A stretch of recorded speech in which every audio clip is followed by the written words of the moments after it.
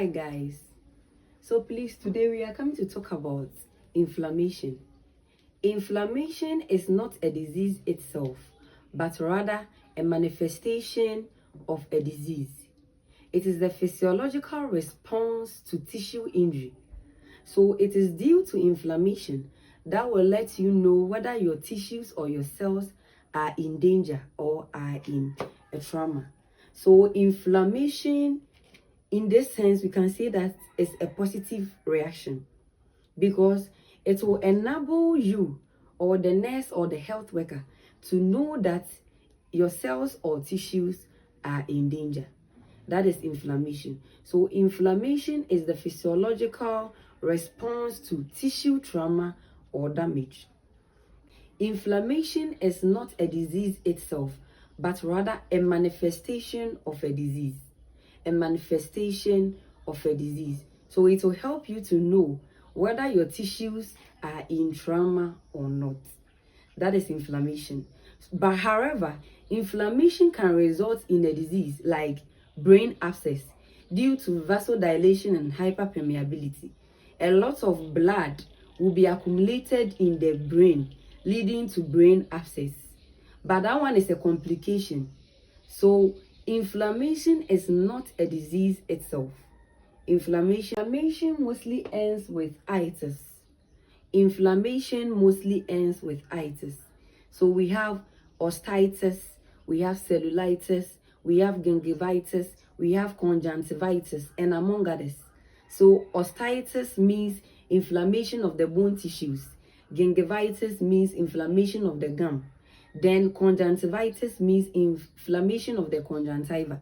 So the itis will help you to know that we are referring to inflammation. We are referring to inflammation.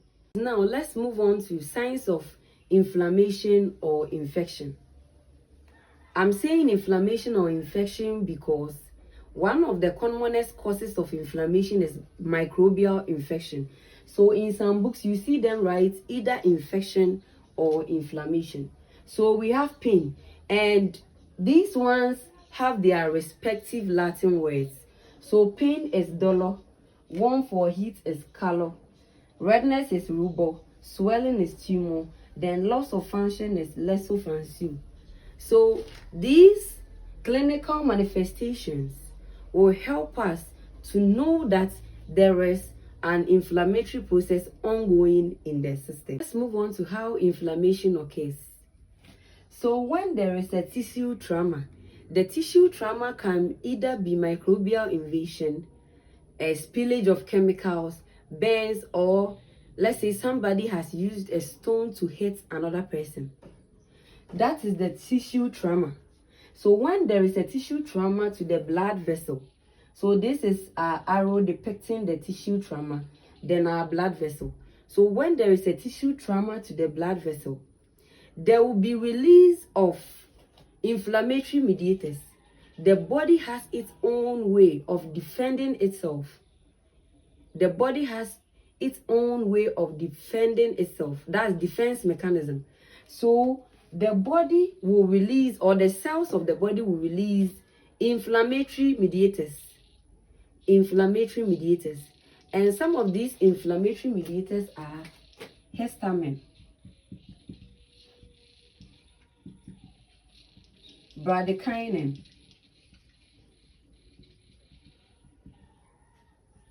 serotonin, cytokines, leukotrienes,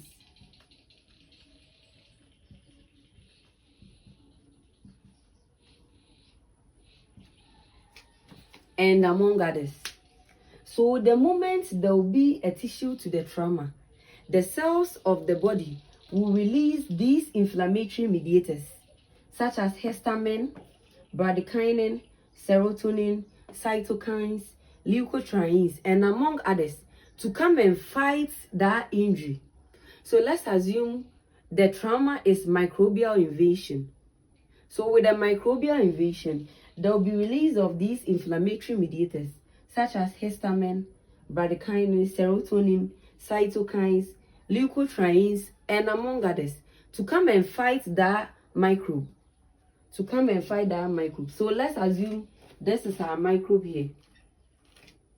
So the microbe has invaded, or the microorganism has invaded within the blood vessels. So these inflammatory mediators will be released. So when it happens like that, there will be hyperpermeability. Please, I will explain. There will be hyperpermeability and vasodilation.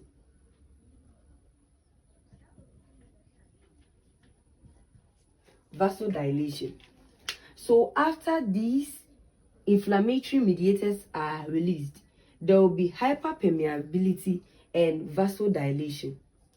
Hyperpermeability simply means that the walls of the blood vessels will be permeable to fluids. So in this sense, blood. The walls of the blood vessels will be permeable to fluids, to blood, and to these inflammatory mediators. So there will be vasodilation too. Vasodilation means the blood vessels are opened. So the blood vessel has its own natural diameter. So in a case whereby inflammation happens, the blood vessels will enlarge their diameters. So there will be vasodilation. The blood vessels will be dilated or will be enlarged so that more blood from the surrounding tissues will move into the blood vessel. So right now, the blood vessel will rather become big. It will increase in diameter. So more blood supply, more inflammatory mediators will come to the site. So, and this is how come these cardinal signs come to play. So when more blood supply, fluids, and the inflammatory mediators, when they surround the trauma or the microbial organism, there will be accumulation of fluid here, leading to the swelling. So I've already said that one of the cardinal signs of inflammation is what? Swelling. So the swelling comes about as a result of more blood moving to the site of injury. More blood or fluid moving to the site of injury. And also the blood cells. So the white blood cells will come to play here because they will come and engulf the microbial organism. And this process is called phagocytosis. Please, after the more blood supply to the site, it will lead to swelling, right? Blood has its own temperature. So the temperature of blood is slightly elevated, which will bring about the heat or the warmth. So with the site of injury, the moment you touch the skin, there is heat or there is warmth because blood has a slightly elevated temperature. So it will automatically affect the site of injury. So we have talked about the swelling, how the swelling comes about, then how the warmth or the heat comes about. Let's talk about the pain. The pain comes about when the swelling press again. Pain comes about as a result of more blood supply to the site of injury, leading to swelling. So the swelling, the fluid will press against the nerve endings. So more accumulation of fluid to that site will press against the nerve endings, and also there will be distortion and stretching of the blood vessels, which will lead to the pain. So we have talked about swelling, we have talked about heat or warmth, we have talked about pain. Let's move on to the loss of function.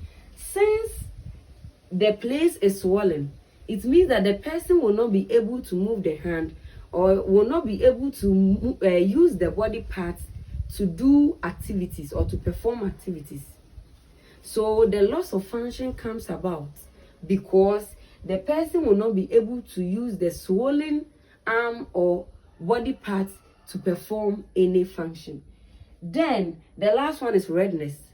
The redness comes about as a result of more blood supply to the sites of injury, more blood supply to the site of injury. So as there is more blood supply to the site and also swelling, it will make the skin very visible. So the blood accumulation will line directly under the skin, and that will give the red color. So please, that is the end of inflammation. You can read more because we have courses, we have other stuff, but I can't talk about all of